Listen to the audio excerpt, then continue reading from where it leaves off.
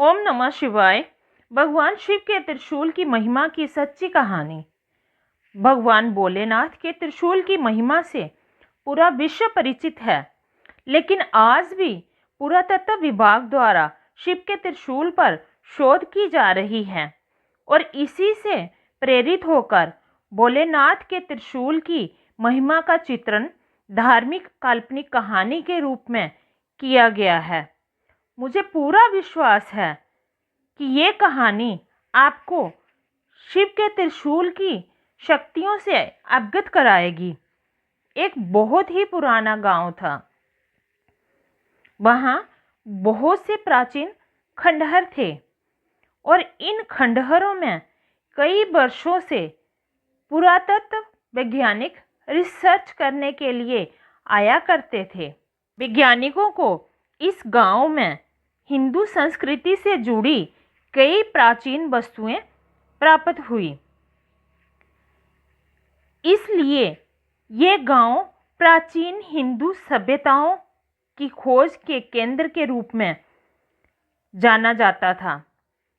लेकिन उनकी खोज अभी तक अधूरी थी, क्योंकि वे धार्मिक ग्रंथों में बताए गए अस्त्र शस्त्रों की खोज में लगे हुए थे। एक बार उसी गांव के मैदान में बच्चे फुटबॉल खेल रहे थे। अचानक उनकी फुटबॉल एक गड्ढे के अंदर चली जाती है। गड्ढा काफी गहरा था, इसलिए बच्चों की हिम्मत उस गड्ढे के अंदर जाने की नहीं हो रही थी। तभी गांव में एक फेरी वाला कपड़े बेचने आता है। बच्चे उसे रोक लेते हैं और उससे अपनी फुटबॉल निकालने की जिद करने लगते हैं। फेरी वाला बच्चों की जिद मानकर गड्ढे के अंदर घुस जाता है।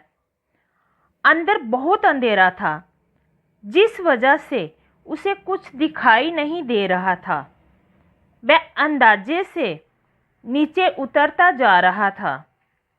अचानक उसका पैर फिसल जाता है और वह गड्ढे के अंदर जाकर फंस जाता है। फेरी वाला दर्द से चीख उठता है और उसकी आवाज़ सुनकर आसपास के लोग गड्ढे के पास जमा हो जाते हैं और सभी उसे निकालने की कोशिश करने लगते हैं।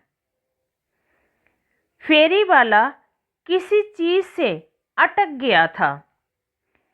उसके पैर की हड्डी टूट चुकी थी, जिसके कारण वह खड़ा नहीं हो पा रहा था। उसे निकालने के लिए सरकारी बचाव दल को बुलाया जाता है। बचाव दल के अधिकारी इलेक्ट्रिक गैजेट के साथ गड्ढे अंदर प्रवेश करते हैं। उनके पास तेज रोशनी की टॉर्च होती है, जिससे वह गड्ढे के अंदर सभी चीज़ों को साफ साफ देख पा रहे थे।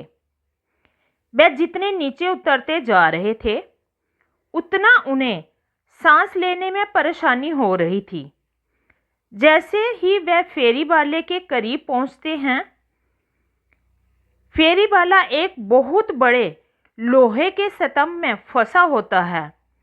अधिकारी उसे बड़ी मुश्किल से रेस्क्यू करके गड्ढे के बाहर ले आते हैं, लेकिन गड्ढे के अंदर लोहे का स्तंभ उन्हें विचलित कर रहा था, क्योंकि गड्ढे के पास कोई घर नहीं था।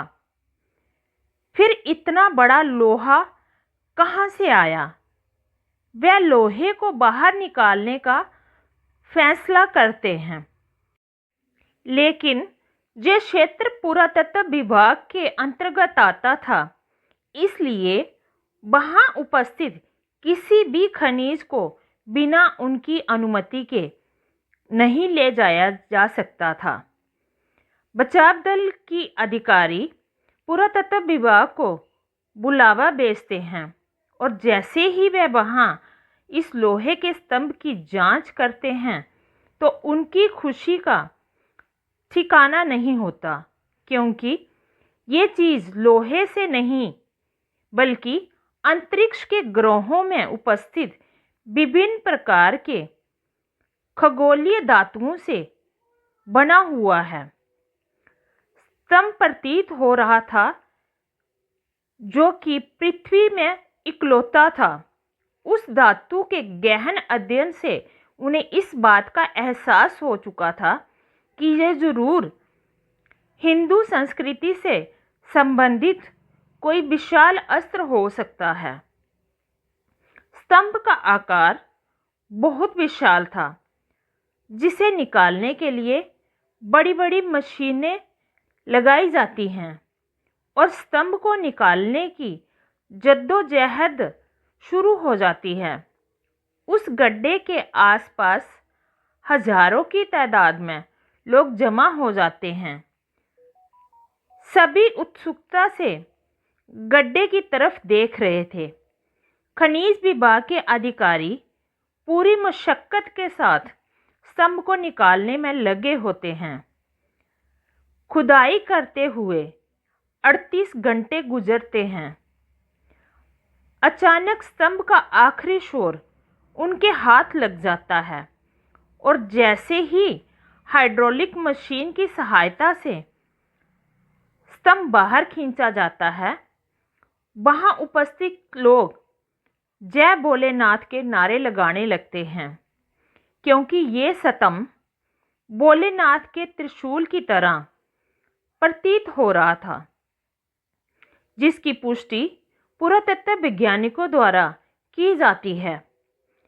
वैज्ञानिकों के हाथ में बहुत बड़ी सफलता लगती है, क्योंकि वह हिंदू संस्कृति के प्रतीकों का शोध कई वर्षों से कर रहे थे और उन्हें आज तक इतना बड़ा जीता जागता उदाहरण नहीं मिला था। लेकिन आज उनकी ये खोज पूरी हो चुकी थी। त्रिशूल को अनुसंधान केंद्र में ले जाया जाता है। त्रिशूल मिलने की खबर से पूरे विश्व में जिज्ञासा पैदा हो चुकी थी। सभी जानना चाहते थे त्रिशूल वाकई भोलेनाथ का है या कोई सामान्य ढांचा है। त्रिशूल की रिसर्च करने के लिए कई देशों से वैज्ञानिक आमंत्रित किए जाते हैं। सभी अपने अपने स्तर से त्रिशूल की कई पैमानों में जांच करते हैं और जब फाइनल रिपोर्ट आती है तो वैज्ञानिकों में खुशी की लहर दौड़ पड़ती है, क्योंकि ये हजारों वर्षों पुराना भोलेनाथ का ही त्रिशूल लग रहा था। क्योंकि इससे जुड़ी जानकारियां इस बात को प्रमाणित कर रही थी कि यह पृथ्वी में उपस्थित किसी भी धातु से नहीं बना हुआ था, बल्कि अंतरिक्ष में उपस्थित विभिन्न प्रकार की चट्टानों के मिश्रण से इसका निर्माण हुआ था, जो कि अपने आप में अद्भुत अकल्पनीय था। वैज्ञानिक त्रिशूल मिलने की खुशियां मना रहे थे। अचानक प्राकृतिक वातावरण बदलने लगता है। गर्मी के मौसम में चारों तरफ जोरदार बारिश प्रारंभ हो जाती है। मौसम विभाग की जानकारी के अनुसार वर्षा अनिश्चित कारणों की वजह से प्रारंभ हुई थी, जिसके बारे में मौसम विभाग को कोई जानकारी नहीं लग रही थी। और तो और सैटेलाइट से भी बारिश की संबंधित कोई संकेत प्राप्त नहीं हो पा रहा था। वैज्ञानिकों में उथल पुथल मच चुकी थी, क्योंकि ऐसा पहली बार हुआ था कि प्राकृतिक घटनाओं की अवलोकन करने में उन्हें परेशानी हो रही थी। उन्हीं वैज्ञानिकों में एक ऐसे भारतीय वैज्ञानिक भी थे जो धार्मिक ग्रंथों की जानकारी रखते थे। तभी उन्हें अंदेशा होता है कि ये शायद इस त्रिशूल की वजह से मौसम परिवर्तन हुआ है। वे सभी से कहते हैं, कहीं ऐसा तो नहीं कि ये त्रिशूल जिस जगह पर उपस्थित था उसी वजह से प्राकृतिक संतुलन बना हुआ था और हमने त्रिशूल को उसकी जगह से हटाकर इस संतुलन को बिगाड़ दिया। भारतीय वैज्ञानिक की वजह से त्रिशूल के बारे में बहुत सी जानकारियां इकट्ठा हुई थी, इसलिए सभी वैज्ञानिक इनकी इस बात को गंभीरता से लेते हैं और त्रिशूल को वापस उसी जगह ले जाने का फैसला करते हैं जहां से वह इसे निकाल कर लाए थे और दोबारा मशीनों की मदद से त्रिशूल को उठाने का प्रयास किया जाता है।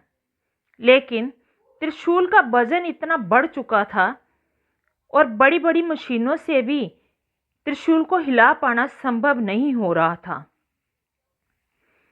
वैज्ञानिक चिंतित हो जाते हैं। उन्हें कुछ समझ नहीं आ रहा था क्योंकि ये त्रिशूल इन्हीं मशीनों की मदद से लाया गया था और अब ये हिलने का नाम ही नहीं ले रहा था। तभी भारतीय वैज्ञानिक सलाह देते हैं कि त्रिशूल शक्ति का प्रतीक है और इसे जहां से हटाने के लिए भगवान भोलेनाथ का आवाहन करना होगा।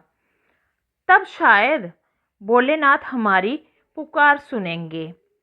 शिव पूजा को संपन्न करने के लिए एक पुरोहित बुलाए जाते हैं जो भोलेनाथ की संपूर्ण पूजा विधि का आयोजन करते हैं और इसी दौरान त्रिशूल अपने आप हिलने लगता है। उसे हिलता देख वैज्ञानिक हाइड्रोलिक मशीन के त्रिशूल को उठाने का आदेश देते हैं और अगले ही पल त्रिशूल एक पेड़ के पत्ते की तरह उठ जाता है। शिव की महिमा को देखकर सभी वैज्ञानिक दंग रह जाते हैं।